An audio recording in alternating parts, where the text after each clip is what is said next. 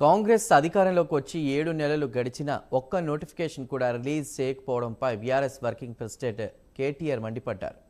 ఇప్పటి వరకు job calendar కూడా ప్రకటించలేదని కాంగ్రెస్ సీనియర్ నేత రాహుల్ గాంధీని ఉద్దేశించి కీలక వ్యాఖ్యలు చేశారు కేటీఆర్. రాహుల్ వ్యక్తిగతంగా నిరుద్యోగులను కలిశారు. కాంగ్రెస్ అధికారంలోకి వచ్చిన మొదటి సంవత్సరంలోనే 2 లక్షల ప్రభుత్వ ఉద్యోగాల భర్తీని పూర్తి చేస్తామని తెలంగాణ యువకులకు హామీ రాహుల్ ఇచ్చారు. మీ వాగ్దానాన్ని అనుసరించే తేదీలతో పాటు అన్ని ప్రముఖ వార్తాపత్రికల్లో ఉద్యోగ క్యాలెండర్కు కూడా మీ పార్టీ ప్రచురించిందని కేటీఆర్ ట్వీట్లో వెల్లడించారు. ఇప్పటికే 7 నెలలు దాటిపోయినా ఒక్క కొత్త ఉద్యోగ నోటిఫికేషన్ కూడా జారీ చేయలేదని కేటీఆర్ ఆగ్రహం వ్యక్తం చేశారు. ఈ విషయాన్ని తెలంగాణ ప్రభుత్వంలో ఎవరూ పట్టించుకోవడం లేదు, కనీసం మీరైనా స్పందించడని రాహుల్ను కోరారు కేటీఆర్.